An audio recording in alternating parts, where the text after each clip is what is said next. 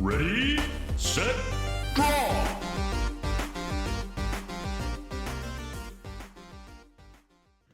Welcome back, guys, to another Ready, Set, Draw product review / opening. And today, there's something a little special. I have been a huge fan of these more condensed packaging products that have a fewer amount of packs but give you accessories and little tidbits along the way of, let's dice, dividers, damage counters, whatever it may be. But this set started to, in my opinion, upgrade these Illumineer's Troves. So what I want to do for the purpose of this video is not just to open some packs from inside this Illumineer's Trove, but I'd also like to review on whether I think this was a quality upgrade as far as packaging is concerned and as far as contents are concerned. So the previous Troves, you would get a assortment of 8 packs. You would get a little booklet that had a little art review and like lore story behind all the cards in the set. It would also come with paper push out damage counters, and it would come with paper like foldable deck boxes. But the deck boxes and the damage counters, they did the job, but you really would look to upgrade that equipment elsewhere. And it was kind of like I would consider the gravy on top of the packs for the product. So with this Trove, they've actually upgraded the contents. I want to take a closer look inside, but as you can see, there's some pretty sweet stuff in here. So let's go ahead and pop it on open. I still love how it's a box within a box. That to me is very cool. There's no more efficient way, in my opinion, than, unless you're using the giant PCW long white boxes that hold cards. These puppies right here, I like how the locations are on each side. These are my preferred way of quickly storing and efficiently storing my cards. Now, without further ado, we will crack open the box. With the aid of these dividers, it holds cards perfectly without the lid pressing down on the cards. But we have a little pack over there. Let's get into these accessories. Now, I'm going to admit, at first glance on the back of the box, I had no idea on what the coloration and texturing of these dice would be. It's kind of hard to see in the picture. I like how it's numbers, personally. I like the gold inlay, but look at that. We have gold inlay, but it has like this cool, I don't know, the die, like press, whatever this is, it works really, really well.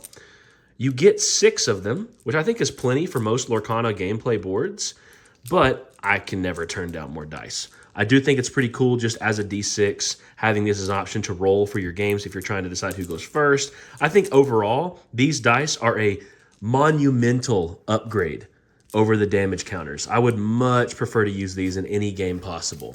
So let's get into this as well. We also have some dividers. Now these dividers have what also you found in some of the posts on like Instagram and stuff are the backgrounds to the ink, so they kind of keep it thematic. You have amber, emerald, amethyst, ruby, sapphire, and steel. Now, these dividers, I think, are also something I've really, really wanted because I personally have been using like colored card sleeves between all of the different ink colors that I want when I want to organize all my cards. But these are going to be perfect for any time you want to sort these cards and organize them, just so you can kind of quickly identify like, oh, here, there's my amber cards, there's my emerald cards. Honestly, this also kind of makes it cool whenever you get multiple Troves, if you can get your hands on multiple, that you know you're going to get these every time, that, you can divide all your ink up by rarity, by set number, who knows. But this is pretty sweet. And last but not least, we also have this cool little lore counter. Now, it's not double-sided. That's fine, though. Hey, what do you know, 20. It goes all the way down, and I'm curious, does it start on 1? Oh, it starts on 0. Perfect. That's been one of my complaints. Whenever you have like a D20 or something you use, you don't really have a 0 on that. So I do like how it has a 0, and you can kind of crank up one by one. Not the easiest thing to see if it's sitting across the table from you to see what they're at, but at least you could kind of quickly note it, and it's not that easy to throw yourself off track. So as far as I'm concerned, like these inclusions, making your deck, like you can even put these inside your deck box and say, I'm playing a Ruby Sapphire deck. I want to keep these just as a little divider for my deck and between my other accessories I may have inside the deck box. These are a massive upgrade. But as always, we also want to open the packs inside this just so we can kind of break down what we think, not necessarily can guarantee the pull rates are by any means, but to show you what kind of cards are possible to pull inside of a Trove. The full set is available. It's not like they seed these packs in any way where it's going to be, you know, there's no way you're getting a legendary in here. It's all pretty random, but I'm excited to see what I got. This is my Trove. I want to see what I get from my first Inklands Trove. So without further ado, let's just hop right into it here. All right. Of course, if you haven't seen any other unboxing videos, they did include the rule cards instead of the puzzle art assembly, but I kind of like this, especially for moving damage, newer mechanics, and also the location mechanics. It's pretty helpful to remind you on how that works. But we have Helga, Nutsy, Skippy, Iago, King Louis, Dalmatian Puppy, nice, the Queen, ooh, okay, the Bayou for the uncommon slot, Scroop, oh, the Queen was an uncommon as well. And then we have a super rare off the bat. Goodness gracious, it's a Piglet. Okay, Piggy, okay. So I'm not sure if the art of the pack I covered actually had him on the cover, but hey, I'll take the super. And another super back-to-back, a Helga Sinclair Floodborn. That's pretty sweet. And a Heart of Atlantis foil. Yes, sir. All right, so skip the rares, straight to the supers. That's what I'm talking about. Yeah, so as far as the usefulness of these packs, like in the form of getting the Trove, I think having the dice and dividers alone makes getting multiple Troves feel a lot more worthwhile. Pull rates aside, I think the variance of packs is always going to be a little bit frustrating for some, a little bit awesome for others. It kind of depends on how much you just enjoy the process of opening packs. That's pretty much where you have to find the value. Do you have fun and assign value to the act of pack opening? That, if you find it really interesting, I mean, like, this is 8 times over, you know what I'm saying? It's pretty good. But let's see, we got a rare Pyros. I love the Titan theme. This guy is sweet. You can ready a chosen character, and it doesn't even have the limitation of not being able to quest. Oh, and a super again. We got Alice T. Alchemist. What a sweet card. And a foil Repair. So I do think that there is an understanding of, like, you know, depending on the price of cards in the secondary market, sometimes you get a worthwhile and legendary, sometimes you don't. But I think as long as you're getting a decent number of supers and maybe 1, maybe 2 legendaries in your Trove, I think you're doing pretty dang good. Oh, Grandma Tala, she is so good. She has Develop Your Brain on an ability, on a character. That is so nice. So I personally do like the Troves just because you get the storage, you get the dice now, you get the divide. Oh, get Cloud Kicker, nice. You get the dividers. It's going to make just keeping your collection all intact. Moana, really, really nice. Ooh, another rare Stitch, Covert Agent. I actually haven't seen him yet, like pulled out of a pack. This is pretty cool. I like it. What is this? While this character is at a location, he gains Ward. Oh, that's annoying. And we have a common Boss's Orders. Now, we have 5 packs left. Let's speed this up a little bit. I think in my previous Troves that I've gotten from set 1 and set 2, my average was 1.5 legends. You know, it's not like I'm pulling half a card out, but 1.5 legends per Trove and like 4 supers, I think. So we're already, you know, oops, drop the Don Carnage. I'll pick it up in a second. Forbidden Mountain, Rufus, Boss's Orders, Jafar, Lamp Thief, Mr. Smee, Slightly, and then we get to the next slot. We got a rare Gyro Gear Loose. Put an item from your discard on the top of your deck. So a little bit of item recursion there. I kind of like that. Oh my gosh. Man, I'm fumbling these cards. A super rare Tinkerbell, very clever fairy. Okay. And then we have the foil Wendy Darling. 2 lore, 2 ink, 1/3. Yes, please. I like that. So that's already 4 supers. I'll take it. Let's get that Don Carnage down here. Okay. Little Donnie. Okay. So, messed up the camera there for a second. Okay. That should do it. All right, we got our rules there. Okay, ba-boom. That's the card we got to reveal. Feels pretty special.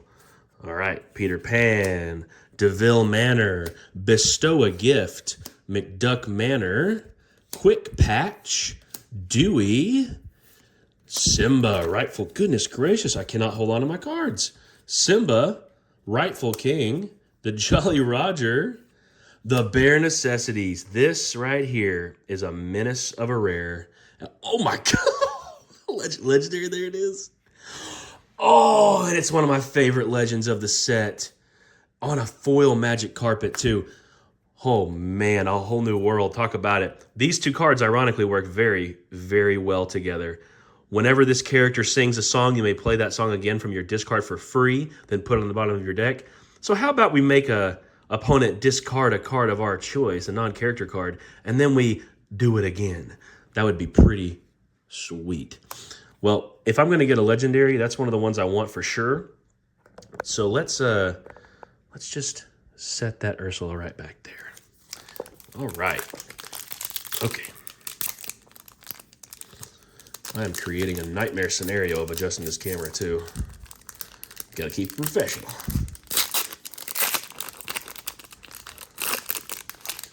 Okay. Got 3 packs left, including this one.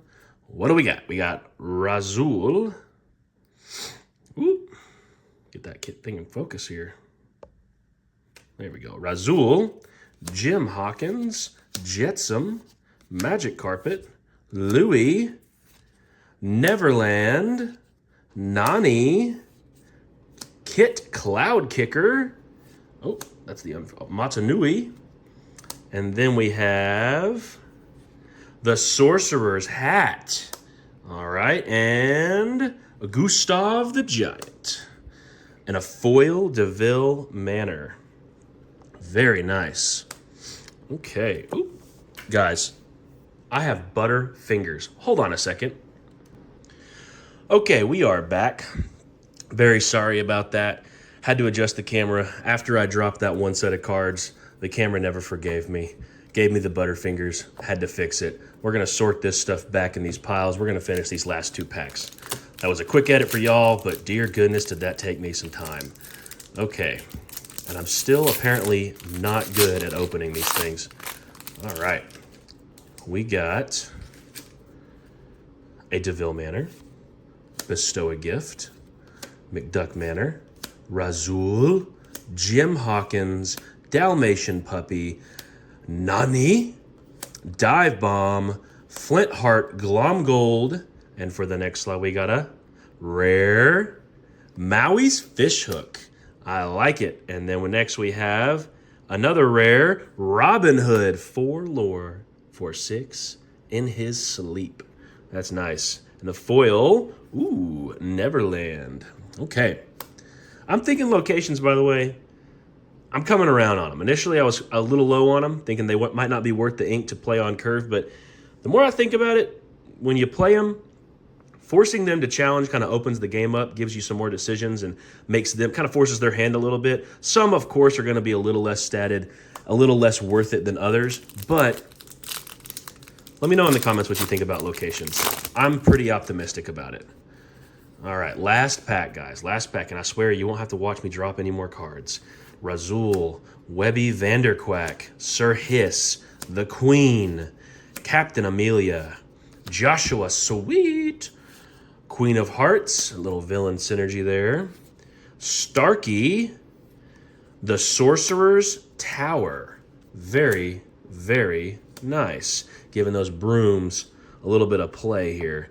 And then we have on the next slot a rare Treasure Guardian, the Cave of Wonders. I love it. Okay, and the next slot is are you kidding me? A double legendary? Oh, man. Look at that Kita. That is beautiful. So, I am not going to be foolish enough to assume that every Trove is going to have 2 legendaries. That would be a blatant lie. I've had Troves myself that didn't have 2 legendaries, but dang, this does show you what's possible. So that's pretty sweet. And we have a foil Cubby. So, guys, The Trove content as overall, the pack openings in these kind of videos are just gravy. To me, the dice themselves as accessories, the very quality dividers, these things have some thickness to them, okay? Don't let them fool you. These are not cheap feeling. They have that good hard cardboard feeling. They're kind of matted, so they're not going to get scratched too easy. I think they're going to stick above a card pretty well. If we have a card height, these of course will have a little more of a raised edge so you can kind of see them when they're in a box. I would strongly consider buying more Troves if I knew I was going to get these and get these dice. Some people may prefer the dots on the dice, but me, myself, I think this right here, they're just pretty. So if I could guarantee that I get more of this stuff in each Trove, it honestly kind of makes the Troves feel more worthwhile to me. Pulls aside, pulls are always going to have variants. I think the Troves, the upgraded versions of them at least, are very worthwhile. Much more worthwhile than the set 1 and set 2 Troves. So great job, Ravensburger, for upgrading the quality of the stuff inside, making the stuff inside more useful. Of course, this lore counter, I mean, hey, as far as I'm concerned, Ravensburger, you found your way through your questing. You reached 20. And if your goal was to actually make better Troves, you won. All right. Thank you very much, guys, for watching this video. Please click subscribe if you like to see more product opening and product review content. We have our podcast, we have our gameplays, but I know some of you, this is the good stuff that you really like. So let us know in the comments what you think. Did you pick up a Trove? Are you going to be trying one out yourself? But until next time, peace.